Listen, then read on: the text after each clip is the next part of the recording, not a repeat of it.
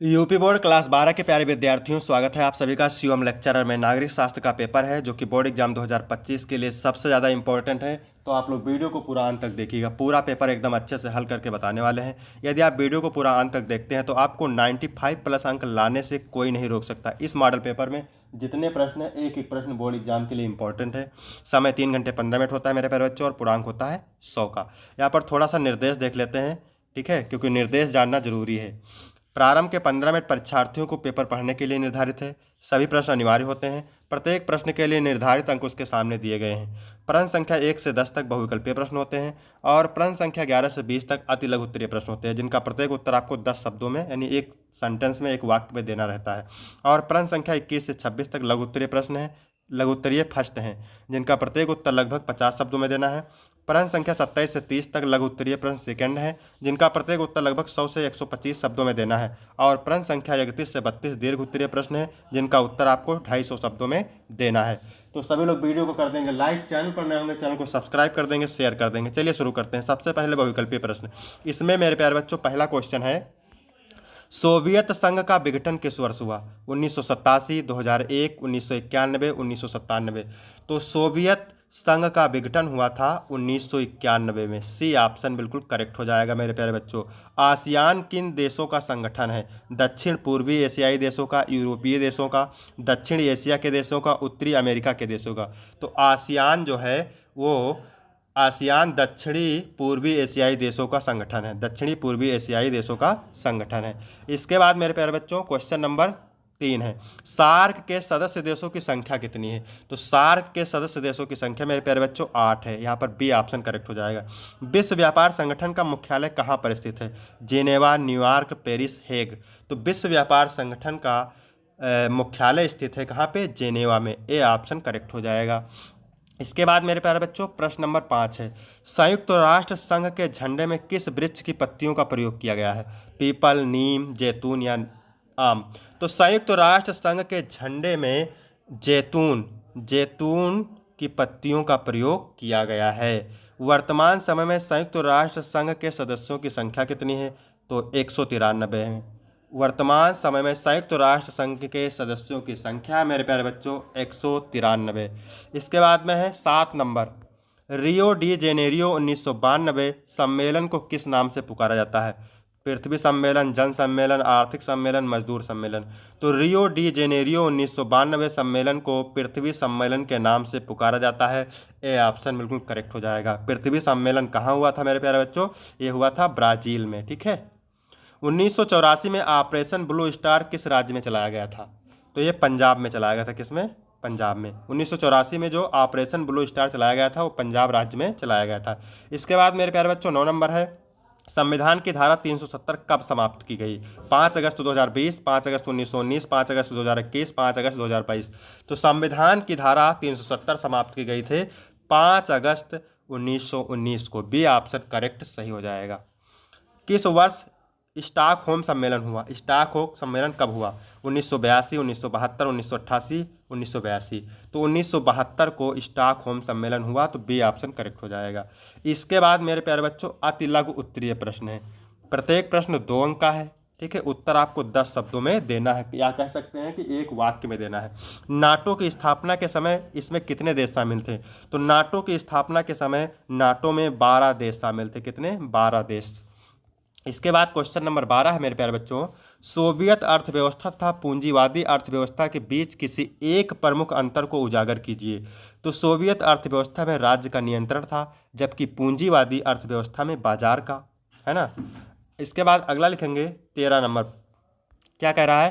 पृथ्वी सम्मेलन कब और कहाँ पर हुआ? तो पृथ्वी सम्मेलन 1992 में ब्राज़ील के रियो डी जेनेरियो में आयोजित हुआ था। संयुक्त राष्ट्र संघ के कुल कितने सदस्य हैं? तो संयुक्त राष्ट्र संघ के कुल 193 सदस्य देश हैं। कितने हैं?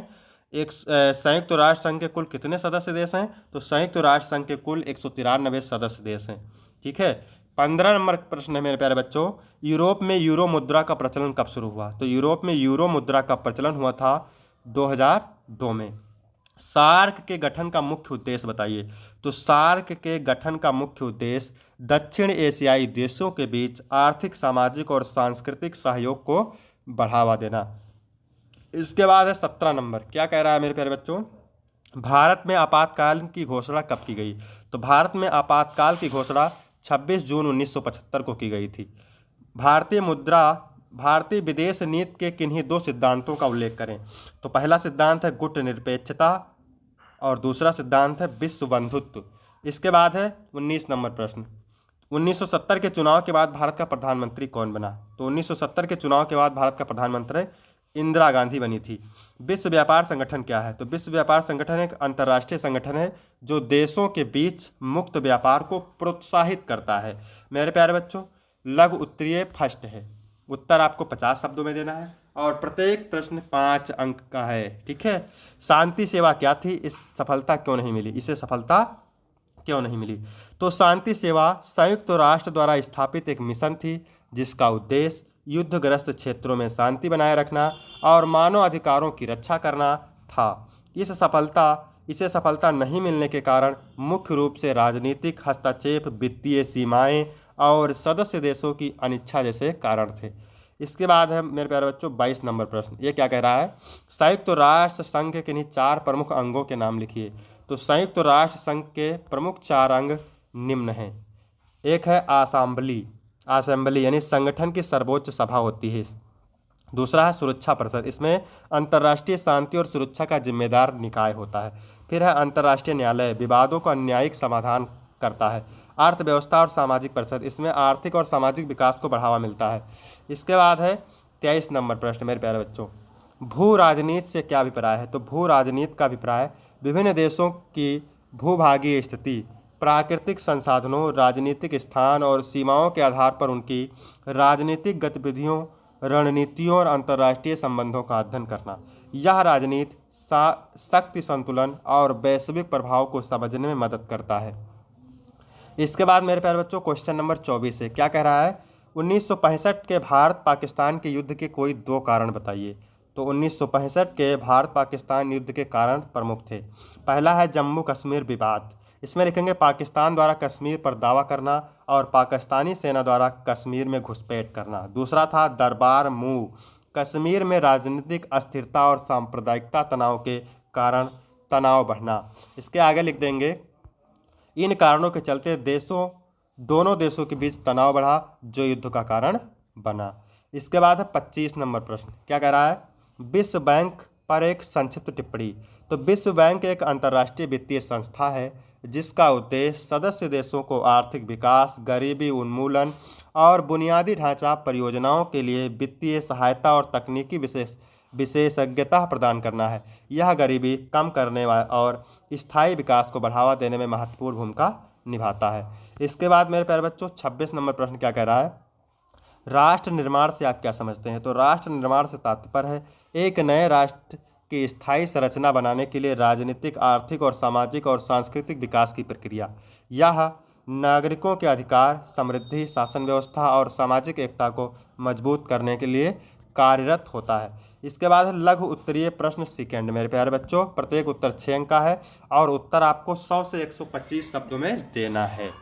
तो 27 नंबर प्रश्न क्या कह रहा है मेरे प्यारे बच्चों, भारत संघ में हैदराबाद के विलय का विवरण दीजिए। तो भारत संघ में हैदराबाद के विलय की प्रक्रिया 17 सितंबर 1948 को हुई। यानी भारत संघ में हैदराबाद के विलय की प्रक्रिया कब हुई, 17 सितंबर 1948। जब हैदराबाद का निजाम स्वतंत्र रहने की घोषणा कर चुका था तब भारतीय सेना ने ऑपरेशन पोलो के तहत हैदराबाद पर आक्रमण किया। यह सैन्य अभियान हैदराबाद रियासत को भारत संघ में मिलाने के लिए शुरू किया गया था। 21 सितंबर 1948 को हैदराबाद भारत का हिस्सा बन गया जिससे उस क्षेत्र का स्वतंत्रता आंदोलन समाप्त हुआ। यह विलय भारत की एकता और अखंडता को मजबूत करने के लिए महत्वपूर्ण कदम था। इसके बाद मेरे प्यारे बच्चों 28 नंबर प्रश्न है, क्या कह रहा है, पंचवर्षीय योजनाओं की प्रमुख विशेषताएं क्या है। तो पंचवर्षीय योजनाओं की प्रमुख विशेषताएं निम्न है। पहला है आर्थिक विकास लक्ष्य, इसमें लिखेंगे प्रत्येक योजना के माध्यम से भारत के आर्थिक विकास को गति देना और गरीबी को कम करना। इसके बाद दूसरी हेडिंग है मेरे प्यारे बच्चों आधिकारिक योजनाएं, सरकारी स्तर पर निर्णय लेने और जनता को समुचित बुनियादी ढांचे की सुविधाएं प्रदान करना। इसके बाद तीसरा है उधार और निवेश, योजना अवधि के दौरान सरकारी निवेश को बढ़ावा और विदेशी सहायता प्राप्त करना। इसके बाद चौथा है समीक्षा और मूल्यांकन, प्रत्येक योजना के अंत में उसके प्रभाव की समीक्षा और मूल्यांकन करना। समान विकास, सभी क्षेत्रों के बीच समान आर्थिक विकास सुनिश्चित करना, और जैसे कृषि उद्योग और बुनियादी ढांचा। इसके बाद 29 नंबर प्रश्न मेरे प्यारे बच्चों क्या है, शिमला समझौते पर एक संक्षिप्त टिप्पणी लिखिए। तो लिखेंगे, शिमला समझौता 2 जुलाई 1972 को भारत और पाकिस्तान के बीच एक महत्वपूर्ण द्विपक्षीय समझौता था। इस समझौते के माध्यम से दोनों देशों ने आपसी विवादों को शांतिपूर्ण तरीके से सुलझाने की प्रतिबद्धता जताई। मुख्यतः यह समझौता जम्मू कश्मीर मुद्दे को लेकर हुआ था, जिसमें दोनों देशों के नियंत्रण रेखा एलओसी को अंतरिम सीमा के रूप में स्वीकार किया और युद्ध विराम को मान्यता दी। इसके तहत पाकिस्तान ने भारतीय कश्मीर में आंतरिक मामलों में हस्तक्षेप न करने की बात भी मानी। शिमला समझौते ने कश्मीर विवाद के बातचीत के माध्यम से हल करने की दिशा में एक महत्वपूर्ण कदम उठाया था। हालांकि इसके बावजूद विवाद पूरी तरह से हल नहीं हो पाया। इसके बाद मेरे प्यारे बच्चों प्रश्न नंबर 3 है। ये क्या कह रहा है, 1960 के दशक को खतरनाक दशक क्यों कहा जाता है? 1960 के दशक को खतरनाक दशक क्यों कहा जाता है? तो इसका उत्तर लिखेंगे, 1960 का दशक को खतरनाक दशक कहा जाता है क्योंकि इस समय दुनिया भर में कई बड़े संघर्ष, युद्ध और राजनीतिक संकट उभर रहे थे। सबसे प्रमुख कारण गोल्डन हार्ट फॉल्स था, जहां अमेरिका और सोवियत संघ के बीच परमाणु युद्ध की संभावना बढ़ गई थी। इसके अलावा वियतनाम युद्ध ने भी वैश्विक तनाव को चरम सीमा तक पहुंचा दिया था। अफ्रीकी देशों का स्वतंत्रता आंदोलन तेज हो गया था, जिससे उपनिवेशी शक्तियों और वहां के विभिन्न जातियों समूहों के बीच संघर्ष हुआ। देशों के बीच परमाणु हथियारों की होड़ ने भी दुनिया को तनाव में डाल दिया। ऐसे कारणों से 1960 का दशक अंतर्राष्ट्रीय स्तर पर अस्थिरता और खतरनाक घटनाओं से भरा हुआ था। इसके बाद लिखेंगे, जिससे इसे खतरनाक दशक कहा गया। इसके बाद है दीर्घ उत्तरीय प्रश्न। उत्तर आपको 250 शब्दों में देना है और प्रत्येक उत्तर 8 अंक का है। तो 31 नंबर प्रश्न क्या कह रहा है, नक्सलवादी आंदोलन का विवेचन कीजिए अथवा जम्मू कश्मीर के समस्याओं का वर्णन कीजिए। 32 नंबर है, भारत में लोकतंत्र की सफलता के लिए आवश्यक दशाओं का वर्णन कीजिए। ये 8 नंबर का भी है। इसके बाद अथवा करके दिया हुआ है, भारत और पाकिस्तान के मध्य संघर्ष के प्रमुख कारणों की विवेचना कीजिए। ठीक है, तो यहाँ तक वीडियो कंप्लीट होता है। वीडियो कैसा लगा? वीडियो अच्छा लगा तो वीडियो को लाइक करें, चैनल को सब्सक्राइब करें। अगर कोई डाउट है तो आप कमेंट करके ज़रूर बताएंगे। ठीक है।